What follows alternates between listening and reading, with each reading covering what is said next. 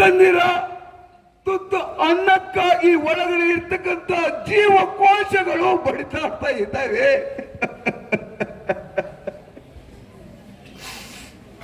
ನಿಮಗೆ ಕರುಣೆ ಬರಲಿಲ್ಲವೇ? ಒಂದು ತುತ್ತು ಅಳಿಸಿದ ಅನ್ನವನ್ನು ಕೊಟ್ಟು ಈ ಜೀವವನ್ನು ಕಾಪಾಡಿ. ದೇವರೇ, ಎಂತ ಶಿಕ್ಷೆ ಕೊಟ್ಟಪ್ಪ. ಮೈಯಲ್ಲಿ ಶಕ್ತಿ ಇಲ್ಲ ದುಡ್ಕೊಂಡು ತಿನ್ಲಿಕ್ಕೆ. ಭಿಕ್ಷೆ ಬಿಡಿದ್ರೆ ಯಾರು ಭಿಕ್ಷೆ ಕೊಡ್ತಾಯಿಲ್ಲ. ಇದೇನಾ ನಿನ್ನ ಪರೀಕ್ಷೆ? ಯಾತಕ್ಕಾಗಿ ಮಾನವ ಜನ್ಮನ ನಾನು ಹುಟ್ಟಿಸಿದೆ? ಯಾತಕ ಈ ಶಿಕ್ಷೆ? ನಿಮಗೆ ಯಾರಿಗೂ ಕರುಣೆ ಇಲ್ಲವೇ? ಒಳಗಿದ್ದ ಜೀವಕೋಶಗಳು ತುತ್ತು ಅನ್ನ ಸಿಗದೆ ಇದ್ದಾಗ ಆ ದೇಹದ ಆತ್ಮ ಶರೀರದಿಂದ ಆತ್ಮ ಹೊರಗಡೆ ಹೋಗಿ ಸುತ್ತಾಡ್ತಿರ್ತದೆ, ದೆವ್ವಾಗಿ ಮೆರೀತದೆ. ಪರಮಾತ್ಮ ಯಾರು ಭಿಕ್ಷೆ ನೀಡ್ತಾ ಇಲ್ಲ. ನನ್ನ ಜೀವ ದೇಹದಿಂದ ಆತ್ಮ ಹೊರಗಡೆ ಹೋಗ್ತಿದ್ದೆ, ಕಾಪಾಡು ತಂದೆ ಕಾಪಾಡು ಅಂತೇಳಿ ಮೂರ್ಛೆ ತಪ್ಪಿ ಬಿದ್ದು ಬಿಟ್ಟೆ. ಅವತ್ತು ನಾನು ಬೆಳಗಿನಿಂದ ಏನು ತಿಂದಿಲ್ಲ, ಏನು ಕುಡ್ದಿಲ್ಲ. ಅವಾಗ ಎಪ್ಪಿಸ್ತಾರೆ, ನಿಲ್ಲಕ್ಕೆ ಶಕ್ತಿ ಇಲ್ಲ, ಕಣ್ಣು ತಿರುಗ್ತಾ ಇದೆ.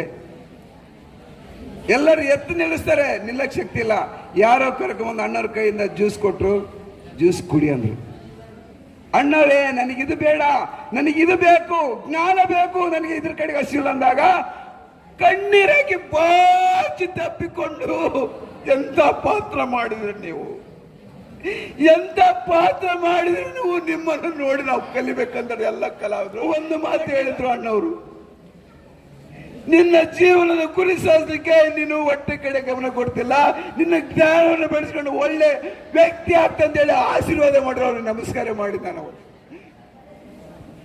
ಜೀವ ತುಂಬುವಂತ ಪಾತ್ರಗಳನ್ನು ಮಾಡ್ಬೇಕು. ನಾವು ಏನೇ ಮಾಡಿ 100% ಆಗಿ ನಾವು ಮಾಡಬೇಕು.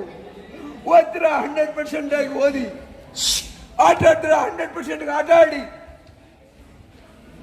ಏನು ಮಾಡಿ 100% ಮಾಡಿ 98-99% ನೀವು ಜೀವನದಲ್ಲಿ ಸಕ್ಸಸ್ ಆಗಲ್ಲ.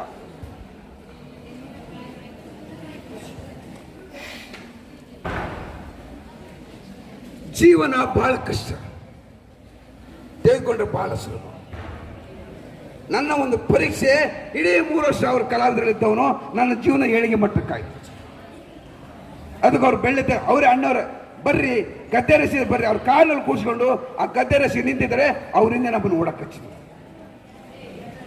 ಒಂದು ವಿಷ ಕಟ್ಟಿ ಬರ್ತದೆ, ಒಬ್ಬ ಹಿಡ್ಕೊಂಡು ಬರ್ತಾನೆ, ಅಲ್ಲಿ ನನ್ನ ಸೈನಿಕ ವೇಷ ಹಾಕೊಂಡು ನಿಲ್ಲಿಸಿದ್ರು. ಯಾಕೆ? ಅವರು ಅಷ್ಟರಲ್ಲಿ ಆಸಕ್ತಿ, ಎಂತ ಪ್ರತಿಭೆಯಿಂದ ಅವರು ನನ್ನ